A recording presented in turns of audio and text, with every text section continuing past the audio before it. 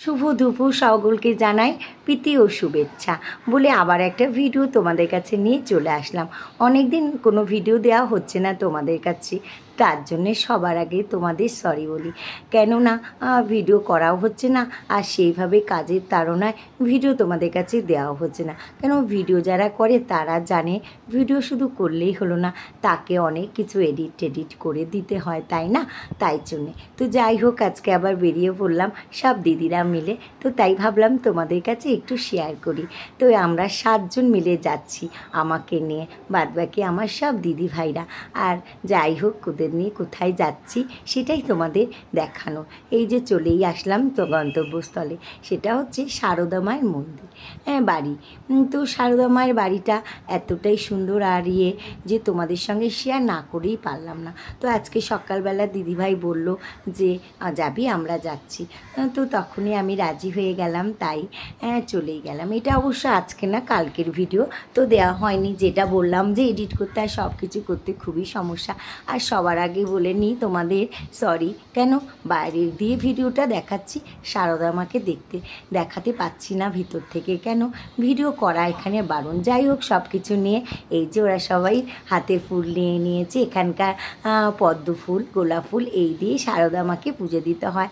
তার সঙ্গে ধূপকাঠি, সন্দেশ, মিষ্টি যে যেমন পারো সেটা তো নিতেই হবে, তাই না? তো এই দেখো সবার হাতে, দিদিভাইদের হাতে সব ফুল নিয়ে ঢুকছে এই যে, আর আমাকে টাটা করছে যেহেতু ভিডিও করছি। আর এই দিদিভাইটা বললো আমার একটা ফটো তুলে দে, তো সেটাও করলাম। যাই হোক, আজকালকার দিনে কোথাও গেলে ফটো বা ভিডিও করব না সেটা কি হয়, তাই না? আর যাই হোক, এই কাজের মধ্যে যেহেতু আমি আছি তো একটু তো করতেই হয়, আর তার সঙ্গে মনে হয় তোমাদেরকে একটু শেয়ার করি। তো এই দেখো পুরো বাড়িটা দেখানোর চেষ্টা করছি, খুব সুন্দর জায়গা, পারলে তোমরা এসো।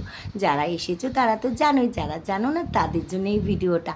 এটা হচ্ছে সারদা মায়ের মন্দির, এটা হচ্ছে কোথায় বলো তো, বাগবাজারে।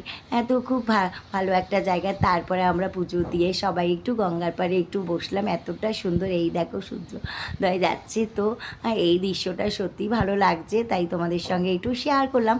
তো এতটাই সুন্দর মনোরম পরিবেশ আর দৃশ্য। এই যে সবাই বসে রয়েছে আর ট্রেনের অপেক্ষায় করছি, কাছেই একদম প্ল্যাটফর্ম, আর আসতেও খুবই সুবিধা। আমরা হচ্ছে মাঝেরহাট হয়ে, যেখানে যারা এখানে থাকো তাদের জন্য ঠিকানা বলে দিচ্ছি। মাঝেরহাট হয়ে আমরা ট্রেনে একদম পুরো চলে এসেছি একদম বাগবাজার স্টেশনে। ওখানে এসে একটুখানি হেঁটে তো ওই মন্দির মায়ের মন্দিরে চলে আসা যায়। তো যাই হোক, এই দেখো গঙ্গার পাড়ে বসে খুবই ভালো লাগছে, হাওয়াটাও ভালো লাগছে, মনে হচ্ছে ঝুপ করে নেমে পড়ি একটা গঙ্গায় ডুব দিয়ে আসি। যাই হোক, আমরা সেইভাবে তো রেডি হয়ে আসিনি, তাই আমরা গঙ্গায়ও নামতে পারছি না। তো মনে হচ্ছে, তো আমি একটু গঙ্গার জল নেব বলে এই যে নেমে পড়ছি।